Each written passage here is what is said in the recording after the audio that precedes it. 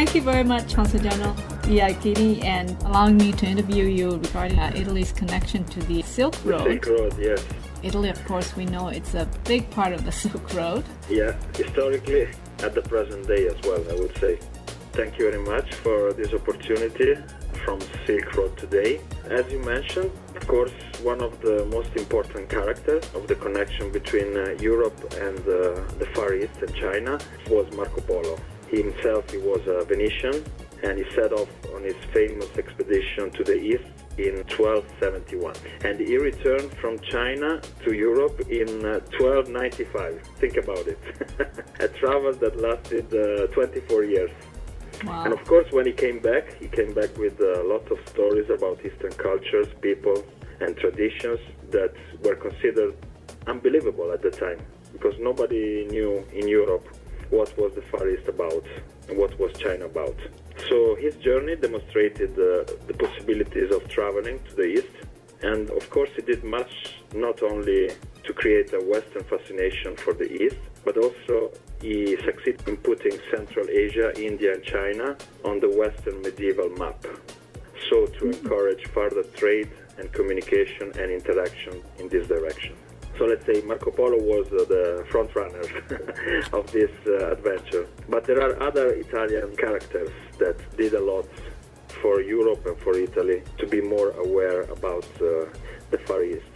As you mentioned before, Francesco Balducci Pegolotti was another very important character in this picture.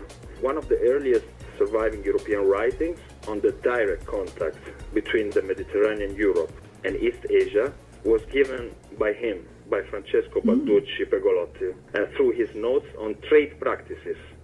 So at the time, he wrote this kind of booklet. In Italian was called Pratica della Mercatura, which means in English, practice of marketing. Pegolotti was originally from Florence. He was employed by the first great banking house in Western Europe called Bardi, B-A-R-D-I. This firm had interests all over Europe, from England to the Near East, and in Pegolotti's notes in this booklet, which was written in the 14th century, it was very important because it served as an internal memo or guide to describe the trade route and profits that could be made by merchants from Europe to the Central Asia and to the Far East. So this information that he gathered, probably through also some journey that he made during the period of the so-called Pax Mongolica, when there was no war at the time, it was until the Central Asia region.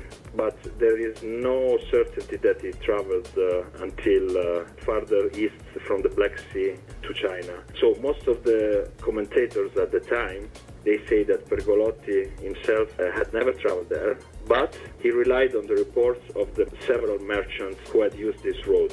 And he also details other important ways of communication, such as the one from Tabriz to Persia and from Trebizond to Tabriz, so even internally. And these kind of works were very important at the time because they were giving the picture of the potential in terms of communication, relations, and trade.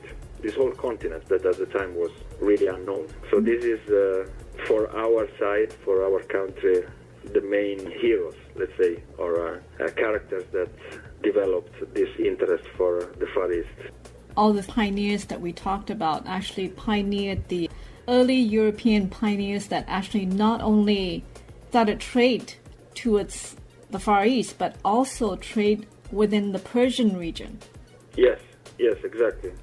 At the time it was done piece by piece, and of course whenever the trade was established and reached a certain volume with one region, they were going eastwards. And at the time the approach was of exploring, of knowing. And I think that in this period the Republic of Venice and also Florence were instrumental in pushing these pioneers go further east. So Italians, it's in your heritage that adventurous traders. Indeed.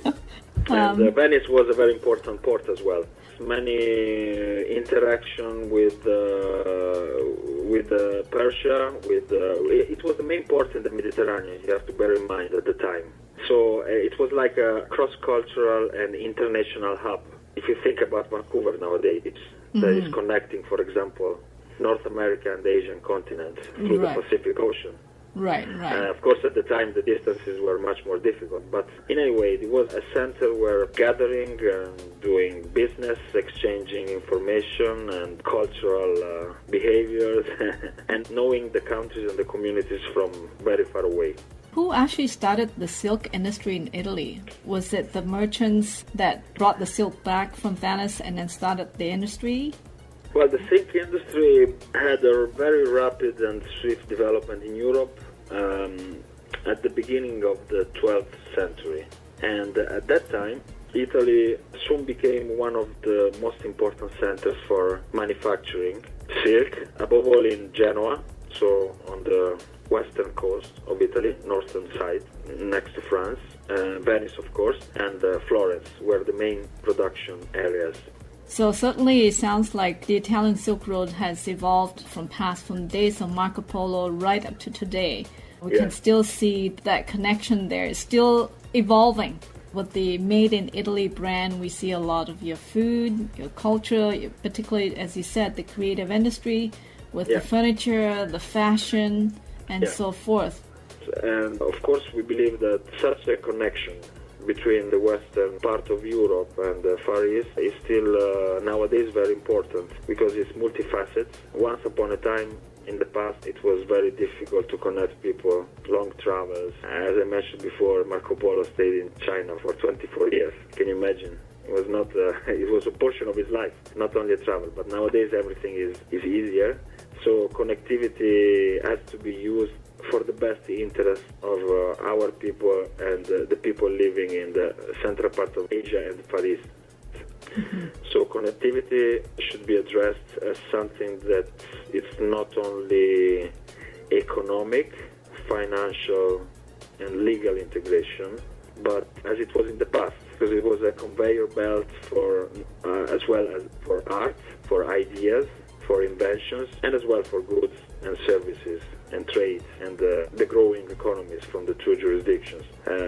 So goods were traveling in both directions, and with them they moved ideas, science, and other ideas, other sectors of the cultural activity that are crucial for the birth of the modern world as we know it today. Well, thank you very much, Consul General Iachini, for giving us a perspective on the Italian connection to the Silk Road, and I'm very confident that Italy will continue to expand and branch out to various markets in the Far East and likewise as well. Thank you very much.